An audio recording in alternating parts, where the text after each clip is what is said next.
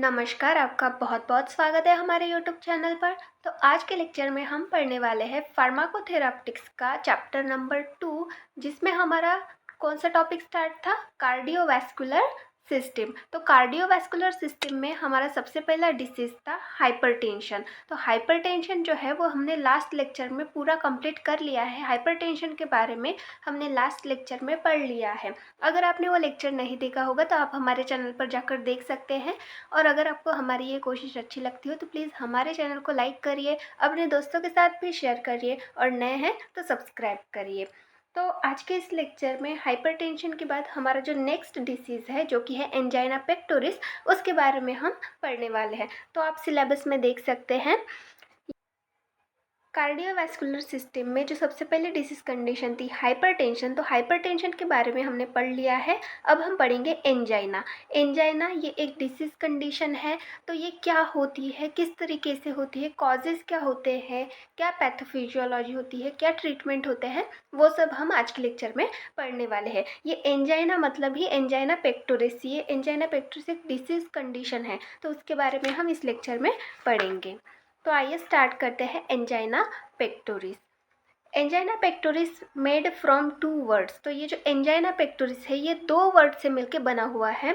Angina means pain. तो angina, जो angina का मीनिंग क्या होता है? पेन, दर्द होना, पेन होना। और पेक्टोरिस मीन्स चेस्ट। तो चेस्ट में पेन होना है। पेक्टोरिस मतलब क्या होता है? चेस्ट। और एंजाइना मतलब pain. In Latin the meaning of angina pectoris is pain in chest. तो लैटिन टर्म में अगर हम देखें तो एंजाइना पेक्टोरिस का मीनिंग होता है पेन होना चेस्ट में। इसको हम सिंपल लैंग्वेज में चेस्ट पेन बोल सकते हैं। एंजाइना पेक्टोरिस मतलब चेस्ट पेन। यहाँ पर हम नेक्स्ट देखेंगे एंजाइना पेक्टोरिस की definition. It is a pain syndrome occur due to adverse induction in oxygen supply and oxygen demand. तो ये एक पेन सिंड्रोम है। पेन सिंड्रोम मतलब यहाँ पर दर्द होता है, पेन होता है। ये किसके थ्रू ऑकर होता है, किसकी वजह से ऑकर होता है? Occurs due to adverse induction in oxygen supply and oxygen demand. तो यहाँ पर एडवर्स इंडक्शन होता है, मतलब यहाँ पर क्या होता है? ऑक्सीजन का सप्लाई जो है वो कम हो जाता है। ऑक्सीजन जो है वो हमारे हार्ट मसल्स को कम मिलता है, वहाँ पर ऑक्सीजन का सप्लाई कम हो जाता है और ऑक्सीजन का डिमांड बढ़ जाता है। ऑक्सीजन का सप्लाई कम होने की वजह से जो हमारे मसल्स होते हैं हार्ट के, उनमें ऑक्सीजन की डिफिशियंसी होने लगती है और वो डिमांड करते हैं ऑक्सीजन की, वहाँ पर डिमांड बढ़ जाती है। पर हम सप्लाई नहीं कर सकते ऑक्सीजन, यहाँ पर ऑक्सीजन की सप्लाई जो है वो कम हो जाती है। तो उसकी वजह से एक पेन ऑकर होता है हमारे हार्ट के मसल्स में। तो उसी को हम बोलते हैं एंजाइना पेक्टोरिस। तो ये किसकी वजह से होता है वो हम आगे देखेंगे। तो नेक्स्ट हम देखेंगे कॉज और इटियोलॉजी। तो इटियोलॉजी मतलब ही कॉज होता है, मतलब ये जो एंजाइना पेक्टोरिस ये डिसऑर्डर है, इसका कॉज क्या है, मेन रीज़न क्या है? It is cause due to imbalance between myocardial oxygen supply and oxygen demand. तो ये किसकी वजह से कॉज हो रहा है? Imbalance between myocardial oxygen supply and oxygen demand. तो मायोकार्डियल मतलब जो हमारे हार्ट के मसल्स होते हैं उनमें ऑक्सीजन सप्लाई और ऑक्सीजन डिमांड का इम्बैलेंस हो जाता है। जितना ऑक्सीजन वो डिमांड करते हैं उतने अमाउंट में उनको ऑक्सीजन नहीं मिल पाता। जितने अमाउंट में ऑक्सीजन की ज़रूरत होती है हमारे हार्ट के मसल्स को, उतने अमाउंट में ऑक्सीजन सप्लाई प्रॉपरली नहीं हो पाता, इम्बैलेंस हो जाता है। इसकी वजह से ये एंजाइना पेक्टोरिस जो है ये डिसऑर्डर होता है। इसमें हमें दिया गया है इंक्रीज ऑक्सीजन डिमांड। तो हमारे हार्ट मसल्स में ऑक्सीजन की डिमांड बढ़ जाती है एंड डिक्रीज ऑक्सीजन सप्लाई। पर हमारे हार्ट मसल्स को ऑक्सीजन प्रॉपर अमाउंट में सप्लाई नहीं हो पाता। ऑक्सीजन सप्लाई जो होता है वो कम हो जाता है और ऑक्सीजन डिमांड बढ़ जाती है इस डिसीज़ में। देन नेक्स्ट हम देखेंगे पैथोफिजियोलॉजी। तो पैथोफिजियोलॉजी में हम देखेंगे कि ये किस तरीके से होता है, ये ऑक्सीजन डिमांड क्यों बढ़ जाती है और ऑक्सीजन सप्लाई किस तरीके से कम हो जाती है, क्या रीज़न होते हैं, क्या पाथ होती है, वो हम देखेंगे। तो पैथोफिजियोलॉजी में हमें 4 टाइप्स दिए हैं। सबसे पहला है आर्थेरोस्क्लेरोसिस, देन नेक्स्ट है कोरोनरी वैसोस्पाज, नेक्स्ट है इम्बोलिज्म एंड फोर्थ है कॉन्जेनाइटल कोरोनरी एबनॉर्मेलिटी। तो ये क्या होते हैं इनके बारे में हम आगे पढ़ेंगे। तो सबसे पहले हम देखेंगे आर्थेरोस्क्लेरोसिस मतलब क्या होता है। Coronary artery pass oxygenated blood to the heart muscles. जो हमारी कोरोनरी आर्टरी होती है, कोरोनरी आर्टरी हार्ट के मसल्स में होती है, वो हमारे हार्ट के मसल्स को ऑक्सीजनेटेड ब्लड प्रोवाइड करती है, पास करती है। Coronary artery disease develop due to deposition of cholesterol in artery wall which cause the formation of hard thick substance called cholesterol plaque. तो ये जो कोरोनरी आर्टरी डिसीज़ है, ये किसकी वजह से डेवलप होता है? क्योंकि जो हमारी कोरोनरी आर्टरी है उसमें कोलेस्टेरॉल जो है वो डिपॉजिट हो जाता है, वहाँ पर जमा हो जाता है कोलेस्टेरॉल। हमारी जो आर्टरी की वॉल होती है, ये जो कोरोनरी आर्टरी है हमारी, इसकी वॉल में ये जो कोलेस्ट्रॉल नाम का सब्सटेंस है ये डिपॉजिट हो जाता है, जिसकी वजह से वहाँ पर एक हार्ड थिक सब्सटेंस जो है वो फॉर्म हो जाता है। एक पत्थर की तरह ऐसे हार्ड सब्सटेंस वहाँ पर फॉर्म हो जाता है कोरोनरी आर्टरी के वॉल में। उसकी वजह से क्या हो जाता है, वहाँ का पैसेज जो है वो नैरो हो जाता है, बहुत ही छोटा पैसेज हो जाता है। तो ये जो हार्ड थिक सब्सटेंस वहाँ पर फॉर्म होता है, इसको हम बोलते हैं cholesterol plaque. The accumulation of cholesterol plaque over time cause narrowing of coronary artery, a process called atherosclerosis। तो ये जो कोलेस्ट्रॉल प्लेक है ये एक्यूमुलेट होता जाता है कोरोनरी आर्टरी में, जिसकी वजह से कोरोनरी आर्टरी नैरो हो जाती है, उसका जो सरफेस हो जाता है वो और ज़्यादा सिकुड़ जाता है, कम हो जाता है। तो इसी को हम बोलते हैं आर्थेरोस्क्लेरोसिस। मतलब जब कोलेस्ट्रॉल प्लेक जो है वो हमारे आर्टरी के वॉल में डिपॉजिट हो जाए और जब हमारी आर्टरी नैरो हो जाए, तो उस कंडीशन को हम बोलते हैं atherosclerosis. When coronary artery become narrowed by more than 50% to 70%, there is too much deficiency of oxygenated blood to heart muscles. तो जब हमारी कोरोनरी आर्टरी बहुत ही ज़्यादा नैरो हो जाए, कितनी 50% टू 70% तक अगर हमारी कोरोनरी आर्टरी नैरो हो गई, तो वहाँ पर टू मच डिफिशियंसी, बहुत ज़्यादा डिफिशियंसी हो जाती है ऑक्सीजनेटेड ब्लड की हार्ट की मसल्स को। नैरो होने की वजह से क्या हो गया, ब्लड वहाँ से प्रॉपरली फ्लो नहीं हो पा रहा है। तो ब्लड फ्लो नहीं हो पा रहा है प्रॉपरली, तो ब्लड क्या करता है, ऑक्सीजन सप्लाई करता है हमारे हार्ट मसल्स को, हार्ट के मसल्स को ऑक्सीजन सप्लाई करता है, पर ब्लड ही प्रॉपरली हमारे हार्ट के मसल्स तक नहीं जा पा रहा है। तो हमारे हार्ट मसल्स को ऑक्सीजन प्रॉपरली मिलेगा क्या, नहीं मिलेगा। तो वहाँ पर डिफिशियंसी हो जाती है बहुत ही ज़्यादा ऑक्सीजनेटेड ब्लड की। This causes the chest pain, that is the angina. तो हार्ट के मसल्स को ऑक्सीजनेटेड ब्लड ना मिलने की वजह से, ऑक्सीजन ना मिलने की वजह से वहाँ पर चेस्ट पेन ऑकर होता है, वहाँ पर पेन होने लगता है। इसी कंडीशन को हम बोलते हैं एंजाइना, एंजाइना पेक्टोरिस। तो आर्थेरोस्क्लेरोसिस ये एक रीज़न हो सकता है एंजाइना पेक्टोरिस होने का। देन नेक्स्ट है कोरोनरी वैसोस्पाज्म। कोरोनरी वैसोस्पाज्म क्या होता है ये देखेंगे। The walls of coronary artery surrounded by muscles fibres. तो कोरोनरी आर्टरी जो है वो सराउंडेड होती है, मतलब उसके आजू बाजू में मसल्स फाइबर प्रेजेंट होते हैं। जो हमारी आर्टरीज होती है उसके आजू बाजू में मसल्स फाइबर्स प्रेजेंट होते हैं। कोई भी आर्टरी हो उसके आजू बाजू में मसल फाइबर प्रेजेंट होते हैं। और जो हमारी कोरोनरी आर्टरी है उसके आजू बाजू में जो हमारे हार्ट के मसल फाइबर होते हैं वो प्रेजेंट होते हैं। Rapid contraction of this muscle fibre cause sudden narrowing of arteries. तो हमारे हार्ट की एक प्रॉपर्टी है कि वो कॉन्ट्रैक्ट और रिलैक्स हो सकता है, वो कॉन्ट्रैक्ट होता है, कॉन्ट्रैक्टिलिटी उसकी एक प्रॉपर्टी है।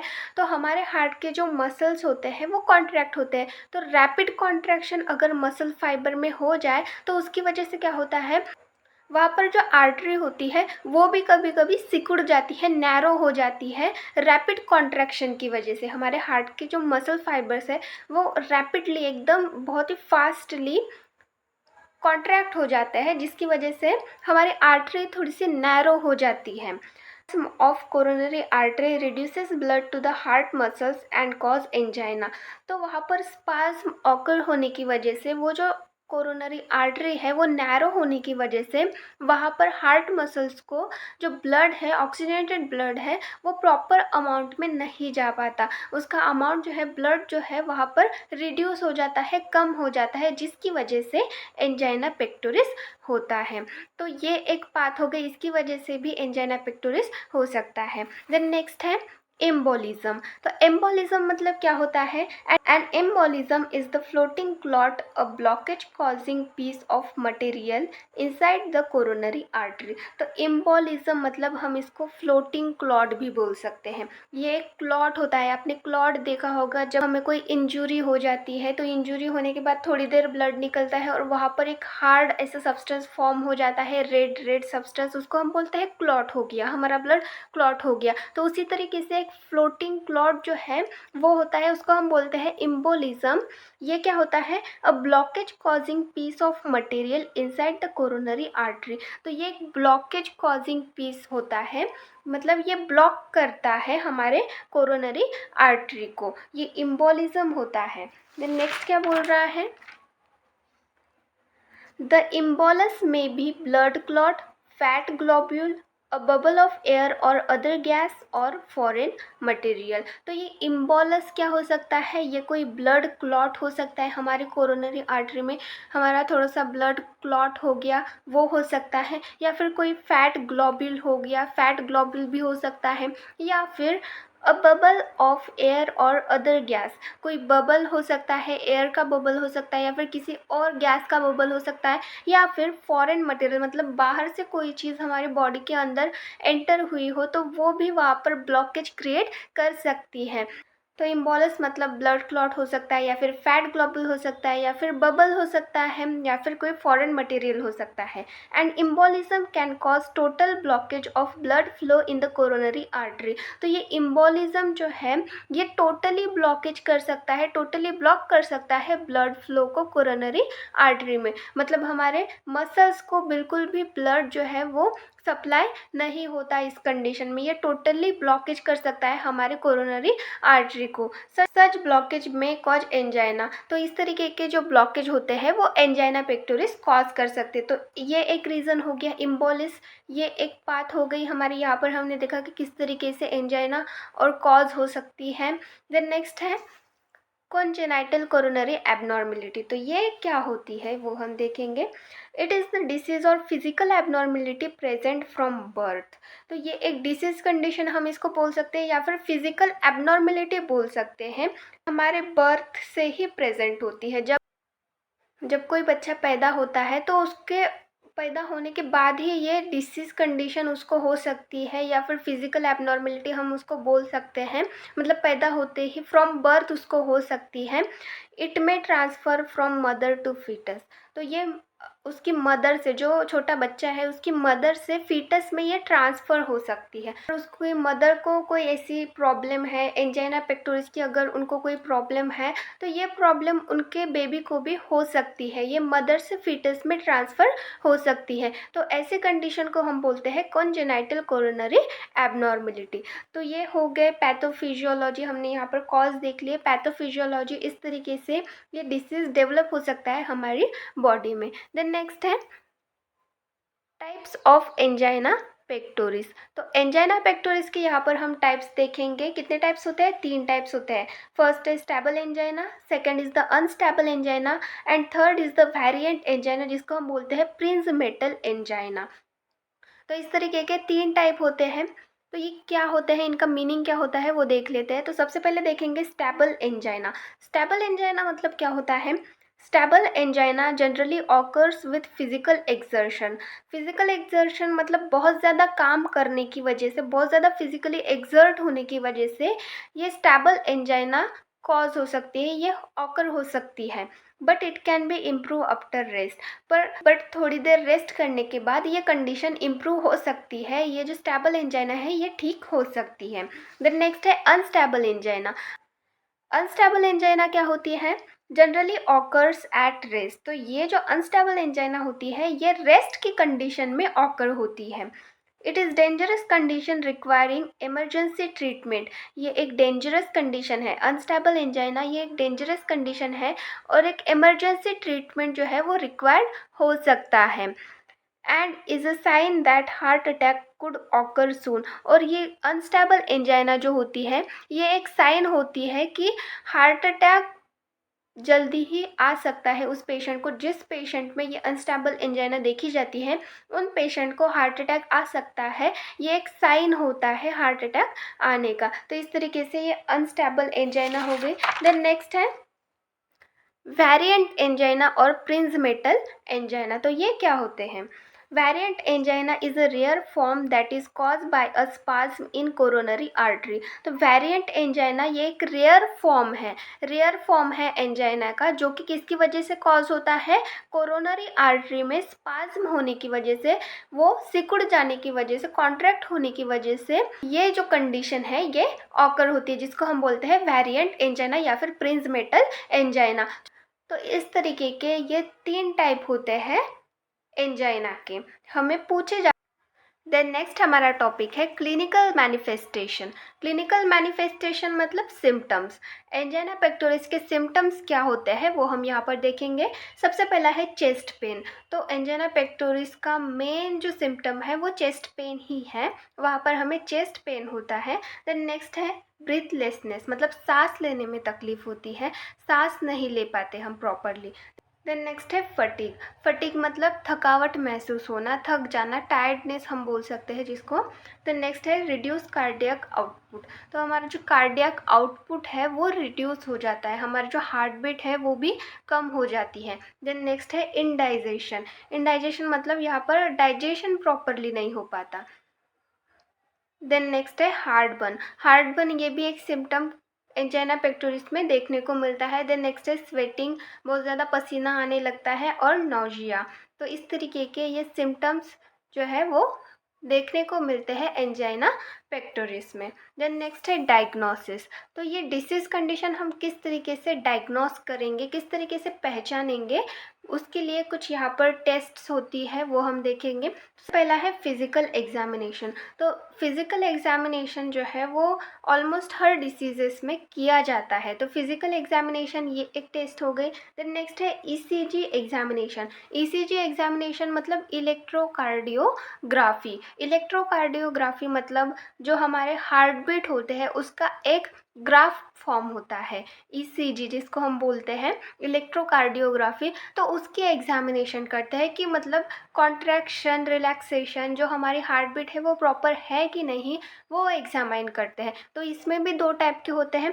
सबसे पहला है रेस्टिंग ईसीजी और सेकंड है एक्सरसाइज ईसीजी। मतलब रेस्टिंग स्टेट में जब हो आप, उस टाइम पे इलेक्ट्रोकार्डियोग्राफी वो टेस्ट करके देखते हैं, और जब एक्सरसाइज करने के बाद आपके हार्ट बीट का ग्राफ किस तरीके का आता है वो चेक करके देखते हैं। तो इस तरीके से ये इसी से एग्जामिनेशन होता है। जियोग्राफी मतलब ये एक टाइप का एक्सरे हम बोल सकते हैं। एक्सरे के थ्रू एक्सरे निकाला जाता है और वहाँ पर देखा जाता है कि कौन सी आर्टरी में क्या प्रॉब्लम हुई है, कहाँ पर ब्लॉकेज है, ये सब देखा जाता है। देन नेक्स्ट है रेडियो न्यूक्लियोटाइड इमेजिंग। तो रेडियो न्यूक्लियोटाइड इमेजिंग मतलब क्या होता है? जो पेशेंट है उसको एक रेडियो एक्टिव सब्सटेंस दिया जाता है और उसके थ्रू फिर वहाँ पर एक इमेज फॉर्म होती है। हम उसके थ्रू देख सकते हैं कि कौन सी आर्टरी में प्रॉब्लम है, कहाँ पर ब्लॉकेज है, ऐसी वहाँ पर इमेज एक फॉर्म होती है। तो इस तरीके के ये डायग्नोस्टिक टेस्ट होते हैं। देन नेक्स्ट है ट्रीटमेंट। तो हम ये एंजाइना पेक्टोरिस को किस तरीके से ट्रीट करेंगे वो हम यहाँ पर देखते हैं। तो सबसे पहले हम देखेंगे नॉन फार्माकोलॉजिकल ट्रीटमेंट, मतलब बिना मेडिसिन के, बिना दवाइयों के हम इसको किस तरीके से ट्रीट कर सकते हैं वो देखेंगे। तो सबसे पहला है रिडक्शन इन कोलेस्ट्रॉल इंटेक। तो कोलेस्ट्रॉल ये एक क्या है? ये एक टाइप का लिपिड है। लिपिड में क्या आते हैं? Oil and fat. तो जिस सब्सटेंस में ऑयल्स होते हैं, ऑयली सब्सटेंस हो गए, या फिर ज़्यादा फैट होता है जिस सब्सटेंस में, जैसे बटर हो गया या फिर कोई ऑयली सब्सटेंस हो गए ज़्यादा, तो उनमें क्या होता है? कोलेस्ट्रॉल प्रेजेंट होता है। तो इस तरीके के जो सब्सटेंस है उनका इंटेक रिड्यूस करना। देन नेक्स्ट है सेसेशन ऑफ टोबैको कंजप्शन। तो टोबैको कंजप्शन जो है वो स्टॉप करना, टोबैको कंजप्शन जो होता है वो बंद कर देना। देन नेक्स्ट है अवॉइड सिगरेट स्मोकिंग। तो सिगरेट स्मोकिंग जो है वो भी अवॉइड करना। देन नेक्स्ट है अवॉइड अल्कोहल कंजप्शन। तो अल्कोहल कंजप्शन भी अवॉइड करना। देन नेक्स्ट है वेट लॉस। अगर आपका वेट बहुत ज़्यादा है तो वेट गेन की वजह से, बहुत ज़्यादा ओवर वेट की वजह से भी ये कंडीशन हो सकती है, इसीलिए वेट लॉस करना ये भी एक ज़रूरी नॉन फार्माकोलॉजिकल ट्रीटमेंट होता है। देन नेक्स्ट हम देखेंगे फार्माकोलॉजिकल ट्रीटमेंट, मतलब कौन कौन सी मेडिसिन के थ्रू हम एंजाइना पेक्टोरिस को ट्रीट कर सकते हैं, इस कंडीशन में हम कौन कौन सी मेडिसिन पेशेंट को दे सकते हैं वो यहाँ पर देखेंगे। तो सबसे पहले है नाइट्रेट्स। तो नाइट्रेट्स क्या होते हैं वो हम देखेंगे। Nitrates work as vasodilator and arterial dilator. तो ये जो नाइट्रेट्स होते हैं ये कैटेगरी है मेडिसिन की, ये वैसोडाइलेटर की तरह काम करते हैं। वैसोडाइलेटर मतलब वेसल्स को डायलेट करने वाले और आर्टरीज को डायलेट करने वाले। तो वेसल्स को और आर्टरीज को ये डायलेट करते हैं। By dilating the blood vessel of the heart, nitrates can reduce the stress on heart by improving blood flow to the heart muscles. तो ये क्या करते हैं, हार्ट के जो ब्लड वेसल्स होते हैं उसको डायलेट करते हैं और ये हार्ट पे जो स्ट्रेस होता है वो रिड्यूस करते हैं, कम करते हैं। हार्ट मसल्स पे जो स्ट्रेस होता है वो कम करते हैं और जो ब्लड फ्लो है हार्ट के मसल्स को वो इम्प्रूव करते हैं। तो इस तरीके से ये नाइट्रेट्स जो है ये वर्क करते हैं। और नाइट्रेट्स में अब कौन से मेडिसिन आते हैं वो देखेंगे। इसका एग्जांपल है नाइट्रोग्लिसरिन्स। तो नाइट्रोग्लिसरिन्स ये एक मेडिकेशन है, ये एक ड्रग है जो कि नाइट्रेट्स इस कैटेगरी में आते हैं। और इस तरीके से यहाँ पर जो हमने देखा ये वेसल्स को डायलेट करती है, साथ में आर्टरीज को डायलेट करके जो हार्ट पे स्ट्रेस होता है वो रिड्यूस करती है। तो इस तरीके से ये वर्क करती है। अब आपको पेपर में अगर पूछा गया कि एंजाइना पेक्टोरिस का फार्माकोलॉजिकल ट्रीटमेंट लिखिए या फिर जो भी ट्रीटमेंट है एंजाइनल ड्रग्स का जो भी ट्रीटमेंट है वो लिखिए। एंटी एंजाइनल ड्रग मतलब ये जो ड्रग्स हम यहाँ पर पढ़ रहे हैं, ये नाइट्रेट जिसका एग्जांपल है नाइट्रोग्लिसरिन, यही सब एंटी एंजाइनल ट्रीटमेंट्स होते हैं, एंटी एंजाइनल ड्रग्स होते हैं। तो यहाँ पर आपको क्या करना है, कैटेगरी लिखनी है और डायरेक्ट उसका ड्रग लिखना है।